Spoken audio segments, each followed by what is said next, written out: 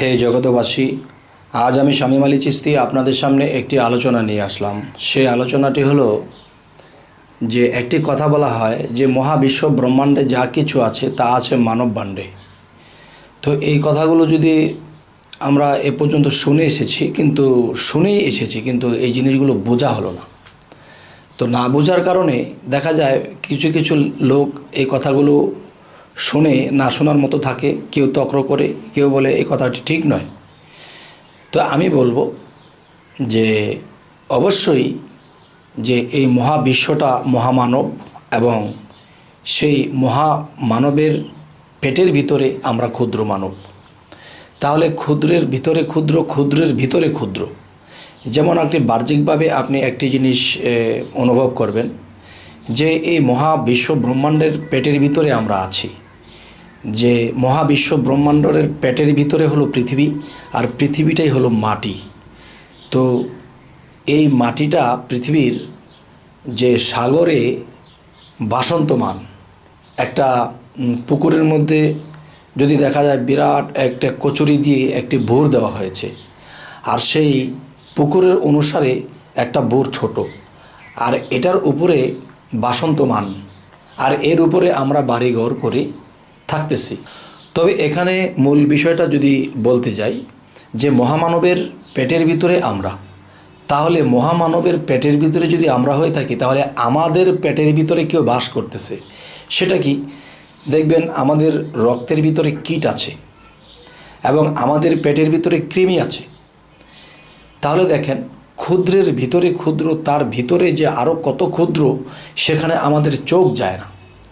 যেমন যে যদি আমরা সেই কৃমির দিকে যাই, তো কৃমি কিন্তু সেই কৃমি থেকেই কৃমি জন্ম নেয়।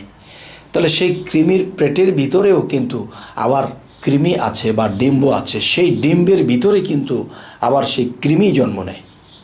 তাহলে ক্ষুদ্রের ভিতরে ক্ষুদ্র, এ হলো একটা বিষয়। আর একটা বিষয় হলো আরও ক্ষুদ্র, যেটি যে আমাদের সর্ব অঙ্গে রক্ত প্রবাহিত হচ্ছে, সেই রক্ত চলাচলের মধ্যে যদি আমরা চেক আপ করি তখন দেখা যায় কীট আছে, রক্তের মধ্যে জীবন্ত কীট আছে। এই জীবন্ত কীটগুলো ছাকনা দিয়ে যৌবনের চাহিদা যখন মানুষের মধ্যে আসে, তখন সেই জিনিসগুলো, সেই কীটগুলো সেই যৌবনের খেলার মাধ্যমে সে এক ভাণ্ড থেকে আরেক ভাণ্ডে চলে যায়। তখন দেখা যায় রক্তের প্রবাহিত হচ্ছে, তার রঙটি হয় লাল। আর যখন এখান থেকে ছাকনা দিয়ে কিছু বের হয়ে যায়, সেটাও একটি ভাণ্ড থেকে আরও একটি ভাণ্ডে চলে যায়। তখন কি হয়? সেখানে গিয়ে সেই লক্ষ লক্ষ কোটি কোটি কীটের মধ্যে একটি কীট জন্ম নিয়ে পৃথিবীতে আসে। আচ্ছা, সেই কীটের ভিতরে কীট, তার ভিতরে যে আছে আরও কীট, সেগুলো জানতে গেলে মানুষের মাথায় ধরে না, তখন হয়ে যায় ফিট। তাই আমি বলবো যে অত দূরে যেয়ে আমরা পারবো না, আল্লাহর বিশাল কুদরত এখানে লুকানো আছে। তবে আমি এতটুকু কথা বলবো যে মহাবিশ্ব ব্রহ্মাণ্ডে যা কিছু আছে তা আছে মানববাণ্ডে। সে কেমন করি, কি করি? সেটি হলো, যেমন মনে করেন যে মহাবিশ্বের ভিতরে 13টা নদী আছে, 7টা মহাসাগর আছে। যেমন 7টা মহাসাগরের মধ্যে প্রশান্ত মহাসাগর, আরব মহাসাগর, আটলান্টিক মহাসাগর, এরকম নামে 7টি সাগর। তাহলে যে কথাটি বলতে চাচ্ছি, প্রত্যেকটা সাগরের সাথে প্রত্যেকটা সাগরের কানেকশন আছে। আরও একটা সাগর আছে যে মানব দেহের মধ্যে, সেই সাগরটি হলো জ্ঞান সাগর, আর সেটি মস্তিষ্কে অবস্থান। আর সেই জ্ঞান সাগরটির মধ্যে যখন আমরা পাটে পাটে যাব, তখন সেখানেও 7টি সাগর আছে। এর মধ্যে একটি সাগর যদি কারো খুলে যায়, তখন সে পৃথিবীতে অনেক কিছু আবিষ্কার করে ফেলে সেই জ্ঞানের জোরে। তো আরও একটি সাগর আছে, সেটা আধ্যাত্মিক সাগর বা রুহানি জগতের কানেকশন। আবার রুহানি জগতে গেলে সেখানে আছে সাগর। তাহলে স্তর বাই স্তর যখন মানুষে যায়, তখন কিন্তু মানুষের মাথাটা আওলা হয়ে যায়, এলোমেলো হয়ে যায়। তখন মানুষ তাকে পাগল বলতে থাকে, আর সেই পাগলই একদিন বাজি মারে। কীরকম? আল্লাহকে নিয়ে চিন্তা করতে করতে, আল্লাহর সৃষ্টি নিয়ে চিন্তা করতে করতে সে আল্লাহর আউলিয়া হয়ে যায়। আর আউলিয়া কি? আর আল্লাহ বলেছে, আমার আউলিয়ারা আমার বন্ধু, তাদেরকে তোমরা কখনো মৃত বলিও না। তারা এইসব চিন্তায় যখন বিভোর হয়ে গেছে, কিসের খাওয়া দাওয়া, কিসের নামাজ রোজা, আর কিসের কি, তারা সেই বিভোর হয়ে আছে। তাকে কেউ সালাম দিলেও নেয় না, কারণ সালাম দেওয়ার এবং নেওয়ার এই টাইমটুকু তার নেই। সবসময় সৃষ্টির ধ্যানে আছে। আর আল্লাহ কিন্তু কোরআনে এটাও বলেছে, হে জগতের সৃষ্টির সমস্ত কিছু আমি সৃষ্টি করেছি, যা কিছু আছে তোমরা আমি আল্লাহকে নিয়ে চিন্তা ভাবনা করো না, তোমরা চিন্তা করো যে আমার সৃষ্টি নিয়ে। আমার সৃষ্টিকে যদি তোমরা বুঝতে পারো, আমার সৃষ্টিকে যদি তোমরা জানতে পারো, তাহলে আমি আল্লাহকে তোমরা চিনতে পারবে। তাহলে 7টি সাগর, 13টি নদী, 13টি নদী, যে নদীর ভাগটা সেটা আমাদের সিনা থেকে নাভিকুণ্ডুর নিচে পর্যন্ত। যেমন দেখবেন কান দিয়ে যদি পানি বের হয়, এটার রং, স্রোত, কালার, স্বাদ অন্য। নাক দিয়ে যদি পানি বের হয়, তাহলে এটার রং, স্রোত, কালার ভিন্ন। যদি আমার চোখ দিয়ে পানি বার হয়, লোনা পানি এবং পরিষ্কার। এবং দেখা যায় যে মানুষের নফস দ্বারা যে পানি প্রবাহিত হয়, সেটা দেখবেন এটার রং, কালার, স্রোত, গুণ, ক্ষমতা আলাদা।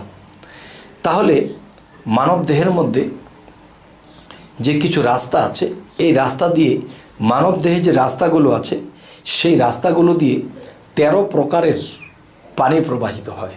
তার মানে 13 প্রকারের পানি, মানে 13 নদী থেকে 13 প্রকারের পানি প্রবাহিত হয়। আর এক একটার সাথে এক একটা মিল নেই। যদি আমরা বাংলাদেশে লক্ষ্য করি, বুড়িগঙ্গাতে যাই, তখন দেখবেন 2টি নদী একটি নদী দিয়ে প্রবাহিত হচ্ছে। এই পাশে সাদা পানি, ওই পাশে কালো পানি, 2টি পানি একই সাথে যাচ্ছে, কারোর সাথে কেউ মিলছে না। তাহলে বোঝা গেল আমাদের মানব দেহের ভিতরে রক্ত এবং যৌবনী পানি এবং নাকের, কানের, নফসের এবং চোখের সমস্ত পানিগুলো আলাদা আলাদা প্রবাহিত হচ্ছে, আলাদা আলাদা গুণ, আলাদা আলাদা রং, আলাদা আলাদা এর স্বাদ। তাহলে বোঝাতে চাই যে মানব দেহের মধ্যে এই 13টি নদী আছে এবং 7টি সাগরও আছে। সেই সাগরটি, প্রত্যেকটা সাগরের সাথে প্রত্যেকটা সাগরের জয়েন্ট আছে।